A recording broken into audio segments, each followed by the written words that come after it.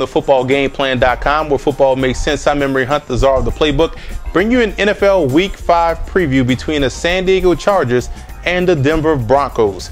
Now let's start with San Diego in this ball game. Conference divisional opponent taking on Denver. Offensively, you have to love the way Phillip Rivers is playing right now. This guy is the new age Dan Marino, guy that has a live arm, a fiery competitor, and he's finding all his targets.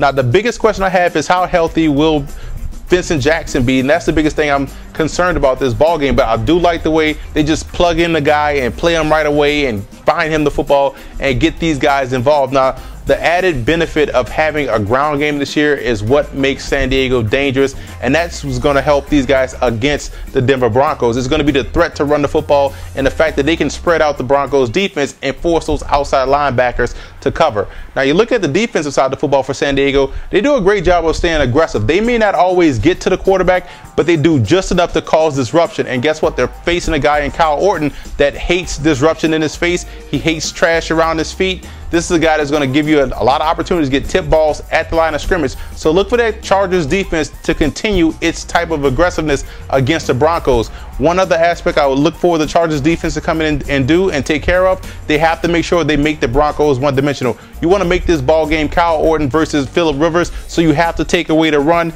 take away Willis McGahee. If no Sean Moreno plays, you have to take him away as well. You want to make Kyle Orton beat you through the air and make this game, like I said, Rivers versus Orton. Now let's look at the Broncos in this game offensively. The Broncos have talent.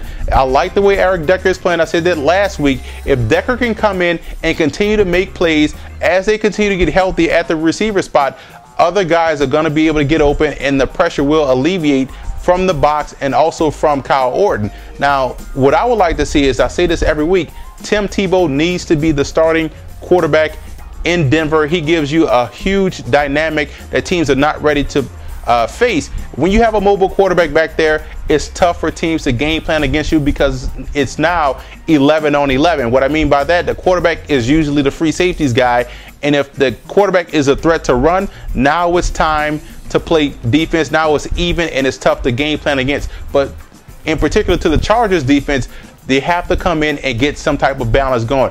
McGahee can run the football. They do a great job of running the football, but balance will help out Orton, and that would limit his pass attempts and give these guys more of a chance to win. Now, defensively, you have to make sure, if I'm the cornerbacks of the Denver Broncos, I'm staying on the inside of the wide receivers. You do not want to give those tall wide receiving targets out there in San Diego the ability to stretch the field and give these guys inside release. Stay on the inside of these wide receivers, wall them off, and that way you be in better position to play these jump balls and jump passes, and you'll force Phillip Rivers to make more of these back shoulder throws, those accurate passes that he has to make. And when you're a tall receiver, it's tough for you to stop, gather yourself, and make a catch. Now let's look at the czar's X factors in this matchup. The X factors for the San Diego Chargers, I'm gonna go with the defensive side of the football. I'm gonna go with the defensive line. If they can stay active at the line of scrimmage, when at the point of attack, they're gonna shut down that Broncos running game and force Orton to beat them through the air. The X factor for the Broncos has to be the ground game. They have to run the ball in order to take away some of that pressure, in order to shrink this ball game and limit the touches for Phillip Rivers and that Chargers offense.